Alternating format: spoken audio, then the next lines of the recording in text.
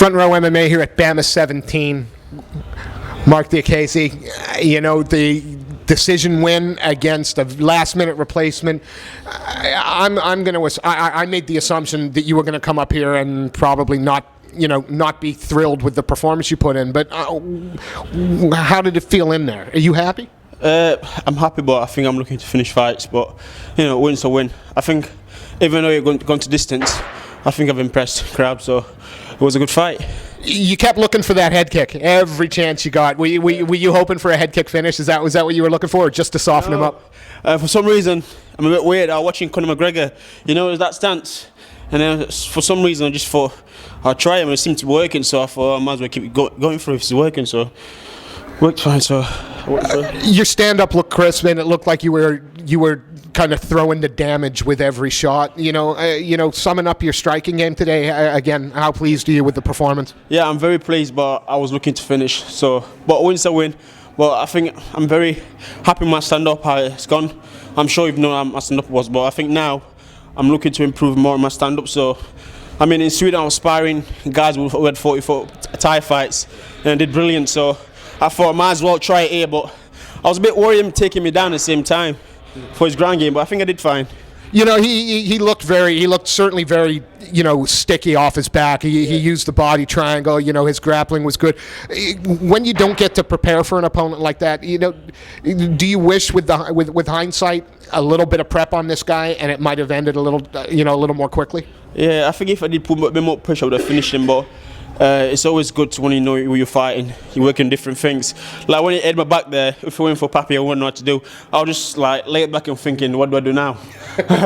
One move, I got my neck, so I'll just be a bit just careful, just looking at time, hoping that ref would stop it, but I managed. I'll just wait for that one movement that he makes and I can get out, which I did right, so.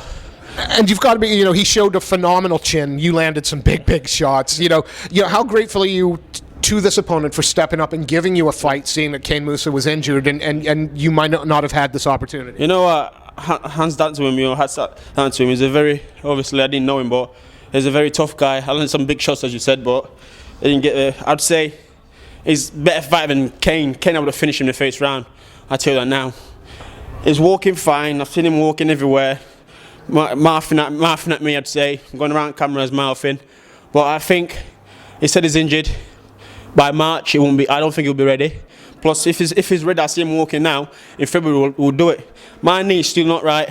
I just not performed right. He should do too. So if you're gonna mouth at me, I think you should have it ready for February. If it's gonna happen. If not, I'm not interested. I've got to ask, because at the end of the fight, you did go to your back. You know, what have you done to your knee? Is it something that is going to put you on the shelf, or is this just a tweak? No. This is. In Sweden, we're doing some techniques where you got to hook your leg in. Well, I think I did a bit too late, and another lad sponsor, and I put my knee. So I was just icing every day, just hoping he's alright for today, which I have. So, but first round I felt it going, so I thought, you know, so throw some big shots, hoping to land. If it lands, and I'll stop him quicker. So, but I managed to last. So I'm just going and icy again. You know, another win, 6-0 now. You know, the march keeps going. You going to take any time off over the next few? I know you've got a little one. Are you going to take some time to enjoy Christmas before throwing yourself back into the gym? I feel I'm going to enjoy Christmas, but I'm looking to be back in February and have March off. And whenever fight's on again, and I'll fight. But I'm looking. I feel fit enough because, you know, I've been in Sweden, as you see. But the more rounds come by the round, I seem to think I get stronger by the round. So it was certainly something that we noticed back here at the third. It looked that you were, well, without question, the fresher of the two fighters going into the third. So yeah, that's what I seem to do. You know, take him to deep waters, they'll break down. And so.